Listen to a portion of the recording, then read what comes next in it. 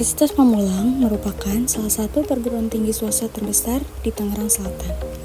Kampus ini dikenal luas sebagai tempat yang memberikan kesempatan pendidikan tinggi yang terjangkau, namun tetap mengutamakan kualitas dan profesionalitas dalam proses belajar mengajar.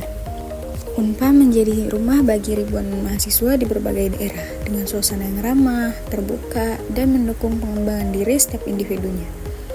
Bagi saya, Unpam bukan hanya tempat menuntut ilmu, tapi juga tempat untuk bertumbuh, berproses, dan menemukan arah masa depan.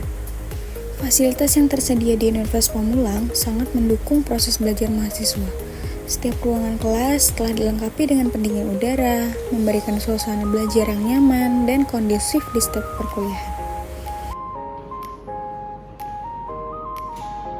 Kampus ini juga memiliki aula yang besar yang sering digunakan untuk kegiatan seminar dan acara kemahasiswaan.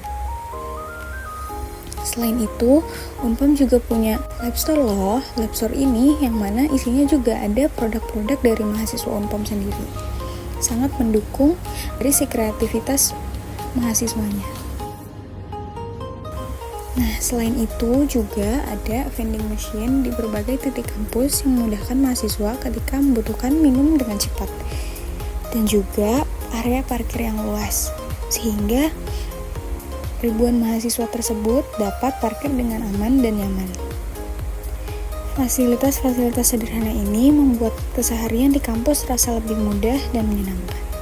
Alasan saya memilih program studi akuntansi di Universitas Pamulang karena sejak awal saya tertarik dengan dunia bisnis dan keuangan. Saya ingin memahami bagaimana sebuah perusahaan dapat dikelola dengan baik, bagaimana pengambilan keputusan dilakukan berdasarkan data, dan bagaimana setiap angka memiliki makna tersendiri bagi keberlangsungan organisasi.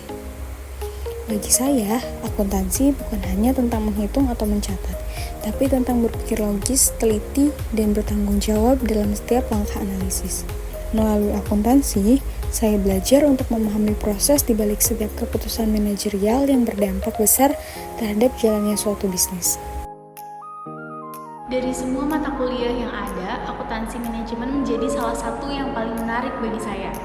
Dalam mata kuliah ini, saya belajar bagaimana data keuangan dapat diolah menjadi dasar pengambilan keputusan. Tidak hanya berfokus pada pencatatan, tetapi juga bagaimana menyusun strategi agar perusahaan bisa jadi lebih efisien dan efektif. Jadi, akuntansi manajemen mengajarkan saya bahwa setiap keputusan harus didukung oleh analisis yang matang. Dan mata kuliah ini membantu saya memahami bagaimana mengatur biaya, menilai kinerja, dan memberikan informasi yang dibutuhkan manajemen untuk merencanakan masa depan perusahaan. Nah, selanjutnya saya akan menjelaskan lebih dalam mengenai materi yang dipelajari dalam mata kuliah akuntansi manajemen, serta bagaimana penerapannya dalam dunia nyata. Pengertian Activity Based Costing. Biaya berbasis aktivitas atau Activity Based Costing atau ABC adalah sistem akuntansi yang menghitung total biaya berdasarkan aktivitas yang dilakukan untuk menghasilkan produk atau jasa. Sistem ini mencakup biaya langsung maupun tidak langsung, sehingga hasil perhitungannya lebih akurat. Keuntungan Activity Based Costing. Yang pertama itu ada mengalokasikan biaya overhead secara akurat berdasarkan aktivitas yang dilakukan. Yang kedua itu membantu manajemen memahami hubungan antara biaya dan penyebabnya untuk pengambilan keputusan yang lebih baik. Yang ketiga, menentukan setiap produk dan margin laba dengan lebih tepat. Yang keempat, mengidentifikasi aktivitas yang bernilai tambah serta menghilangkan yang tidak bernilai. Yang kelima, memberikan informasi biaya yang akurat untuk meningkatkan efisiensi dan produktivitas. Kekurangan Activity Based Costing. Yang pertama, tidak cocok untuk organisasi kecil karena penerapannya rumit dan biayanya tinggi. Yang kedua, prosesnya memakan waktu dan mahal karena membutuhkan banyak data dan analisis mendalam. Sulit diterapkan secara menyeluruh, terutama jika perusahaan memiliki banyak fasilitas atau lini produk. Yang keempat, membutuhkan pemilihan cost driver yang tepat, yang sering kali kompleks dan bervariasi. Tidak berguna bagi perusahaan dengan biaya overhead kecil karena manfaatnya tidak sebanding dengan usaha dan biayanya. Lanjut ke slide fungsi Activity Based Costing. Yang pertama, menjadi panduan dalam pengambilan keputusan perusahaan di masa depan. Yang kedua, membantu menentukan harga produk yang lebih tepat dan kompetitif.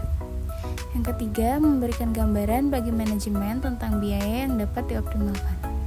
Yang kelima, membantu menganalisis dan memperbaiki proses produksi agar lebih efisien dan berkualitas. Pada materi selanjutnya yaitu komponen activity based costing. Ada 5 komponen. Yang pertama ada aktivitas. Komponen aktivitas adalah semua kegiatan yang dilakukan untuk menghasilkan produk atau jasa.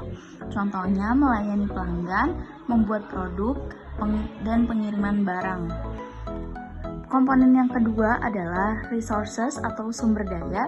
Resources adalah semua hal yang dipakai untuk menjalankan aktivitas. Contohnya gaji karyawan, listrik, bahan baku, dan sewa tempat. Yang ketiga ada resource drivers atau penggerak sumber daya.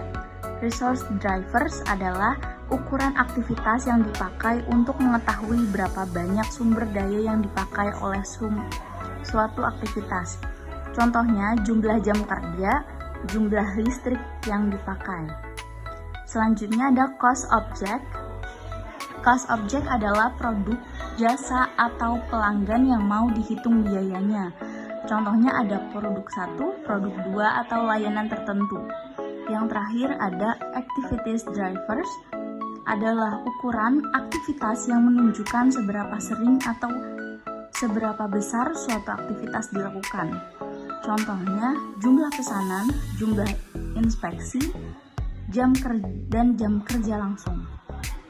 Selanjutnya ada pada contoh activity based costing, yaitu misalnya pada sebuah perusahaan ingin menghitung berapa biaya utilitas yang digunakan untuk membuat produk. Maka total biaya utilitas selama setahun adalah 15 juta dan penggerak biaya atau activity drivernya adalah jam kerja langsung sebanyak 1.500 jam. Maka dari situ dihitung 15 juta dibagi 1.500 jam sama dengan 10.000 per jam. Untuk membuat satu produk dibutuhkan waktu 4 jam, jadi biaya utilitas per produk adalah 4 jam dikali 10.000, yaitu 40.000. Dengan metode ABC, biaya utilitas yang dialokasikan khusus ke satu produk adalah 40.000. Lalu, pada kesimpulannya, activity based costing atau ABC adalah metode penerapan biaya yang lebih akurat karena mengalokasikan biaya overhead berdasarkan aktivitas yang benar-benar dilakukan setiap produk, seperti lamanya waktu pengerjaan dan frekuensi penggunaan sumber daya.